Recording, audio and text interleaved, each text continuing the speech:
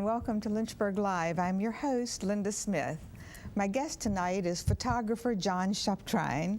He will be showing us some of his lovely winter photography and discussing the joys and frustrations of doing winter photography. He'll also be telling us a little bit about how to take the best holiday pictures. John, so glad to have you back on Lynchburg Live. Glad to be here. It's good to be here. To begin with, for those few people in Lynchburg who have not seen you on this show before, will you just tell us what kind of photography you're involved in? I'm primarily a black and white photographer, and I usually shoot film, which is vanishing. It's hard to get film anymore. Because of everything being digital. Because everything's digital. But I still struggle to do that. I use cameras that use large pieces of film, large format cameras, and I generally go out into the woods or into abandoned places. I had a show about 2 years ago where I just showed abandoned buildings and old houses, and again shooting mostly film. The effect is really, on something like that, spectacular black and white, I think. You can still do better with film in black and white. Yep. You can. But you do work in color as well. I do, and especially if you do, I do travel photography, where having a smaller camera that works quickly, it's easier to use color in like pretty places too, like Italy or the Galapagos, which we've been to. It's very nice. Right. Where do you show your work? I know you show it in Lynchburg, but other places too. I have a website. It's my name, johnshuptrine.com. A little plug there. And I've had some shows here in Lynchburg. I don't currently have anything hanging in a Lynchburg gallery, but I'm always open to suggestions for that. You know, you mentioned your cameras, and what kind of camera would you recommend to a new photographer who just wants to get out there and take pictures as a beginner? I probably can't endorse a specific camera type or camera maker, Canon, but I really like the mid-range $200 to $400 point-and-shoot cameras, and there's, you know, Nikon, Canon, various makers have them. They have done such a great job with their automation and their electronics that I can't say that one is Canon better than the other. But they're easy to use, and they work great in these quick little things where you're, you know, holiday settings. You got right. family in the house, and you want it, you grab it, or it's in your pocket, and you take it out, and it's ready to go in a couple of seconds, and you take a shot with a flash. Digital. These are digital cameras. I have been speaking just about digital. Okay. Yeah. To be honest, there are holdouts, but most people nowadays shoot color that's in digital format. They don't use film. So you really don't have to spend megabucks in order to get good pictures anymore. You really don't. And honestly, even some of the camera phones now, I know that one of the latest iPhone is an 8-megapixel camera. The first ones that I remember getting were 4 on the big cameras that you got. So it's come a long way. So what would you say is a good price range for somebody who's starting out, wants to take good family photos, good holiday photos? If someone is really interested in photography and wants to be able to start but then take it to the next level with a single camera, there are some mid-level $500 to $600 SLRs that Canon makes and Nikon makes that allow you to interchange the lenses, but they don't break the bank, and you can step up and get a better lens when you want to, and you can learn. Automation is easy with those, but they also have manual modes. And what does SLR stand for? Single lens reflex. And now all that means is that when you look through the eye finder, you're actually looking down through a mirror and then out through the lens. So you're seeing what the lens is seeing. Oh, that's cool. Simple, but some of the other compact ones, the point and shoots, you're looking through you're looking through a viewfinder that's up here, but the lens is down here. Shouldn't be a big deal. unless you're doing something really close, and then you get a parallax error, it's called. That's, you're talking to somebody who, I just have just a little camera Yep. and shoot a picture. And I So- have a little camera that takes little pictures that I take for, family affairs and things, and they're great. Right, you're taking a one-of-a-kind photo on Christmas morning of a kid opening presents. What's Yep. the best way to approach that? I mean, if you miss it, just keep taking pictures until you get it? That's the beauty of digital, isn't it?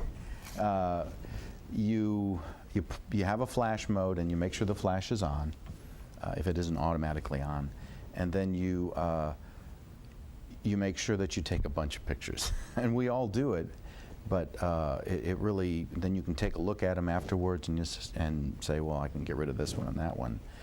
But the key is to use a flash indoors and to take a lot of pictures. Do you always use flash inside? Are there times you don't use flash inside? There are a lot of times I don't use flash inside. For me, when I'm using film cameras, and I did some of the interior work with the show about abandoned places. I actually called it Unspace. You don't want to use a flash. You want the natural light to fill in the room. You're working with the natural light. You're seeing where the shadows are, and you're seeing where the textures are in the wallpaper that's fading, and so I don't use a flash at all, hardly, except when I'm working with family stuff in the house. Now, when you're taking action shots, this shows you what I don't know. With digital cameras, with other cameras, you had to set shutter speed and that kind of thing. Now, what do you do with a digital camera that's different? You don't have to do anything different. Some of them have action modes on them, and so you do have to familiarize yourself with how the camera works. And there are modes in even the compact ones where you want to take an action shot, put it in an action mode, and it'll make the shutter speed faster. You sacrifice the opening of the lens when you do that. That is, if your shutter speed's real fast, your lens opening has to be bigger. So focus gets to be an issue, but those cameras usually can compensate for that. And then if you get a slightly upscale digital camera, like the $500 range, Right. that they will, then you can manually adjust the shutter speed so that you have a high shutter speed to stop the action. And usually the opening of the lens, the aperture, will automatically adjust. That's cool. I mean, the cameras that are out there right now really make it very easy to take good pictures, and Yes, it's cameras actually for dummies. well, and there are some. That's part of the issue. Everybody's a photographer, and when you've been a photographer for 30 or 40 years, there's a lot more competition in the world of photography. If you want to sell your images, there is a greater number of people taking images, Right. wonderful images, because sometimes digitally you can argue that it's been a little easier. With a digital camera, you can take 10 or 15 copies of a single scene, adjusting small things. And in the old days, you took 1 or 2 film shots of it because you didn't want to waste all that film. And it was easy. It's easier now, I think, to manipulate an image and get things looking good. Since you're still using film, are you still developing your? I knew you did that. Yeah, you got to do that. You really can't. I can't get the degree of control I want with film without doing it myself, and especially if you're shooting cameras where the film is this big and it comes in sheets and you individually process each sheet. You have to be able to know how to manipulate it to squeeze out what you want or to block out what you don't want in the image. You know, you told me that there are joys and frustrations in taking winter photography. You want to tell us a little bit Sure. about that, and then we'll look at some of the stuff you've done. Sure. Well, I do take a lot of winter photography because Virginia gives us so many options, in climate. But obviously, the biggest thing is that it's cold, and common sense would tell you that you need to prepare for that. So if you're not, you threw your camera in your car and you went up into the mountains and you forgot to bring a pair of gloves or a hat, and all of a sudden it becomes a miserable experience. And the other thing is, if you're shooting digital, you got to have an extra pair of batteries or extra set of batteries. Yeah, that goes without saying. And you keep that one inside your coat next to your body so it's warm. And if you're out for a long time, you actually end up cycling them, because basically a cold battery is a dead battery. It doesn't work. So I carry extra batteries when I do color digital work outside in the winter. And I have a plastic bag that you put over your camera that it seals it. It's just a standard hefty bag, and I cut a hole with a rubber band, and so the lens works fine, and everything else I can still see enough to use it in this is with blowing snow or rain or sleet. Or nobody really likes to shoot in rain and sleet, but every so often there's a good reason to do it. Right. I wouldn't have thought of doing that. The picture behind me, behind us, was taken in a driving snowstorm. I was going to ask you to tell us about it. I will. And then the biggest problem with outdoor snow stuff is exposure. So many photographs are lost in, thank you, because of exposure issues. That picture is at the airport, and that was taken actually with a film camera, but it was miserable, and it was cold and wet and driving snow, and I had actually a difficult time after a while standing there waiting for the right scene or walking around getting the right scene. My fingers were cold. I couldn't manipulate my camera. Well, this is a beautiful picture. Thank you. Phil, you can go on and show the pictures, and we'll get John to tell us what they are. I don't know if you all remember, if you were around in Lynchburg, but I think in 1992, we had an ice storm to end all ice storms. And that was the aftermath as we're walking down our road and the trees are snapping. Those holly, that was a vine that was just covered in dripping ice from the ice storm. It was a beautiful, beautiful day. Very dull gray, so there wasn't a lot of bright highlights. So it actually makes it easier to photograph in a snowy situation if there isn't a lot of bright highlights. I was going to ask you about glare. Yeah, glare, and your camera wants, if there's a lot of bright light, it makes the camera fooled in thinking that it's really, really bright out, but you would lose all the detail in the darker spots if you didn't try to compensate. Open up, basically, if it's really bright out, you actually have to open your lens, let more light in a snowy situation. Again, airport trees after a snowstorm. A couple years later, after the one in which that first one, I'm very attracted to those trees, and I was also I wanted the grandeur of the clouds to be brought into it, so I like that one.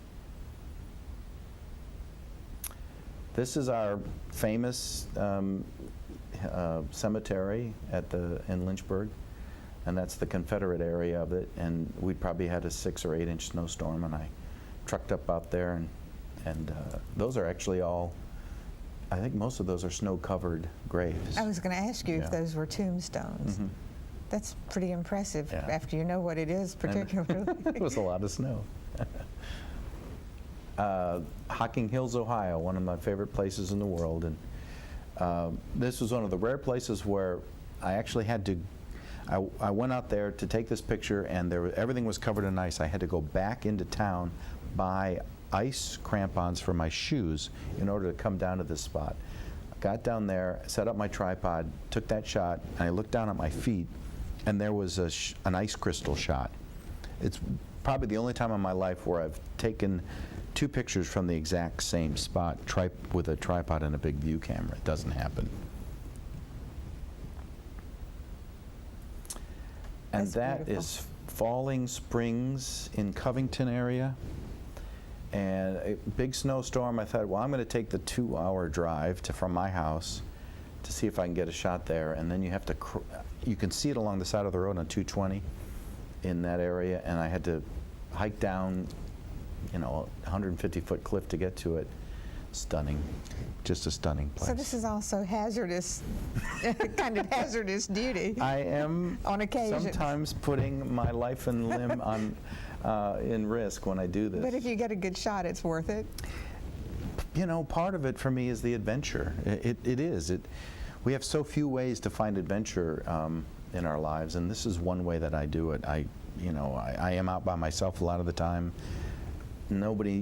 People don't even, family doesn't even know where I am, so that's not the best way, but it's a way of getting adventure and coming back with something that's pretty. Yeah, that's beautiful. All right, this one's in there to fool you all. This is actually a infrared black and white photograph in midsummer at the Old City Cemetery. And it was actually used by I think the Hospital Auxiliary a couple of years ago for their Christmas photo card that they send out.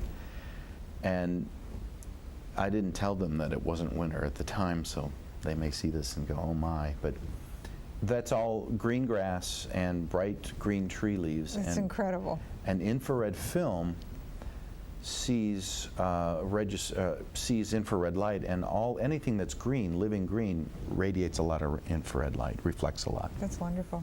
Do you ever use a flash outside in snow or winter photos like this? I would use a flash outside if I'm taking pictures of people, because the camera is so fooled by the amount of light around you that it'll tend to want to darken everything. So if you add a little bit of a flash, and some cameras have fill flashes, it's a function that you can click on, and that'll just touch up their face with a little bit of light. That's cool.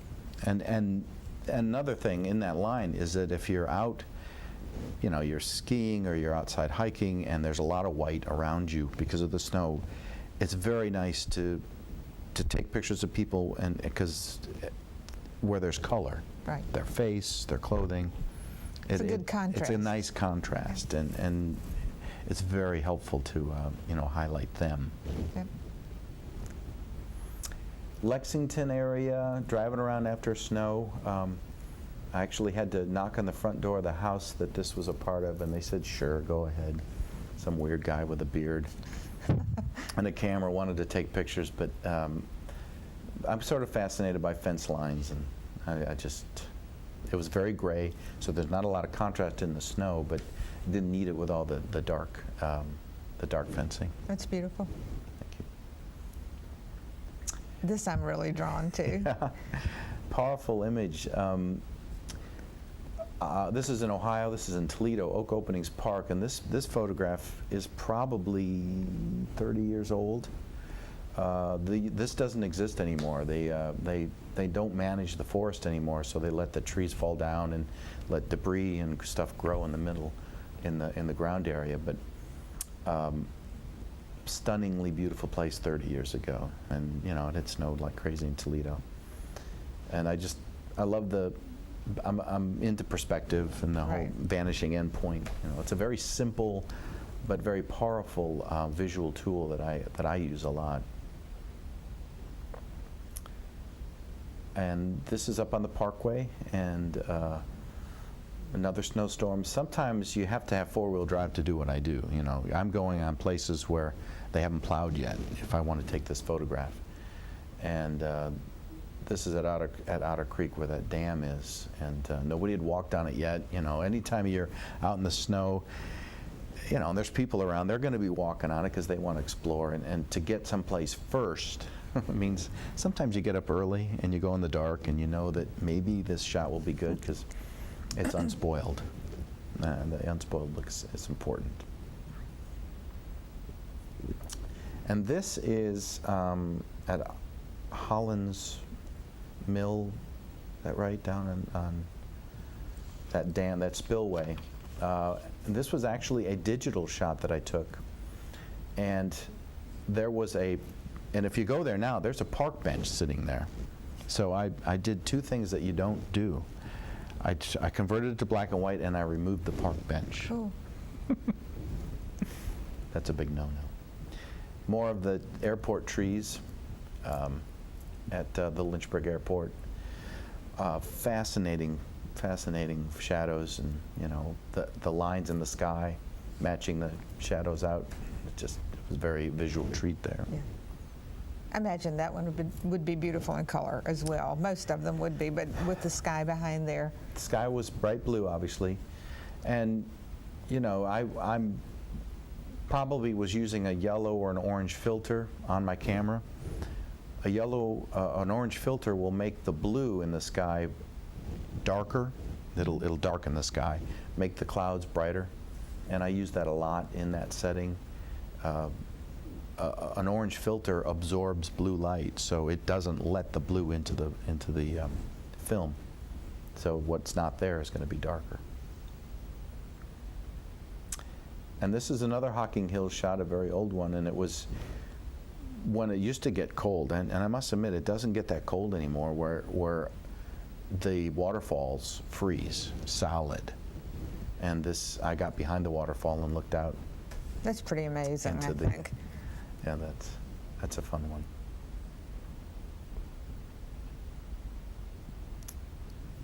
Those are wonderful pictures. Here we are. Wonderful. Can you still buy black and white film? Do you have to go to a specialty shop to do that, or? You really do, actually. Now that I think about it, I have not bought any black and white film locally other than the Lynchburg Camera store, and those people are very great. Not that I'm endorsing a specific place, but most of it I do buy online, and it's all readily available online. Anything I need is. People like to do special effect photography, like candles with the flame blurred. How do you accomplish that? Done with manipulating the shutter speed. So we were talking earlier about you can use a fast shutter speed to stop action. You can use a slow shutter speed to blur action. And right, so that's what I was interested in. So you blur the action of a flame or water. I do a lot of photography where you want the water to appear smooth and almost glass-like. So you extend the shutter speed. And that means you extend it to seconds sometimes. Or a candle flickering might be, instead of a 500th of a second, which might be the normal duration of a point and shoot, you might do it for a half a second. And that makes a huge difference. All right, this is a personal thing that I had that I want you to tell me if it ever comes up again, how I can take a picture of it. I got up in the middle of the night, and it was one of those nights that the moon was just so bright, snow on the ground, and you could see shadows from the trees at night, but there were also deer in the yard, and you could see shadows of the deer. I would love to have taken that picture, but I had no clue how. You would need a tripod. And when we talk about slow shutter speeds, we're talking about putting a camera on a tripod. So something or something that'll keep it still, and then you open the shutter somehow for a longer duration than just snap and click. So you would need a camera that you can manually change the shutter, and you need a place to keep the camera still. So what this tells me is that if this happens again, I'm still not likely to get this picture. But it was one of those moments, one of those rare moments that you see. And it would be cool. All right, we only have about 5 minutes. And could you just sort of give us a checklist of what you're going to need to take those Christmas pictures in the morning? Okay. Well, you need a cup of coffee. Okay. I mean, get up before the kids. Get up before the kids. You got to be awake. You need to kind of figure out a vantage point. You need to be set up. So, and that would be, your favorite chair. If you're the one, handing out gifts, you need to either let someone else do that or have someone else take the picture, because you basically have to be dedicated doing that one thing. And then I would, if it's a digital camera, I would pre-test it. I would take a couple of pictures with the current settings in your camera and look at it. Oh, yeah, no, it's too dark, or That's not going to work because of the things around it. And then you find the right spot. Make sure the flash is working to the way you want. Sometimes I've set it up on a tripod. Tripods are not very expensive. You can get. No, they're really not. You can get. You don't need a fancy tripod for this, so you have it set up, and you may be over here to your side or in front of you, and so you're watching the action. And then when you see something good, you can just click it, and so it takes a little pre-visualization, a little planning, and then once it's set up, you can just. And you got to have a pretty good memory card. And you can even get in the shot yourself. You could even get in the shot. You could hit it on timer. And so it's knowing your camera. It's having a little extra planning, and having a good memory card. And batteries at the ready. Extra set of batteries, because it seems like every time you get excited and you get in that shot and the battery goes bad. Tell us one more time what your website is in case anybody wants to. It is my name. It's www.johnshuptrine.com. Okay. Are you showing anything? Do you have any shows coming up locally? Nothing scheduled. I have begun to do some different things, working up some different ways of taking pictures, and one of them is a process called Van Dyke, where it's 150 years old. It's before electricity. Cool. And so you would coat a piece of paper with this solution.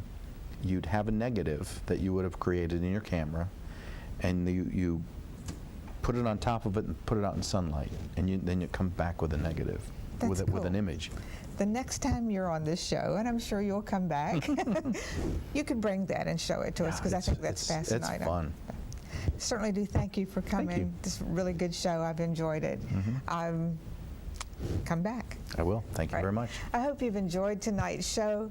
My next show will feature the promoters of Mysticon, which is a science fiction convention that's coming up in February. Thank you so much for watching. Have a wonderful Christmas and a Happy New Year. Good night.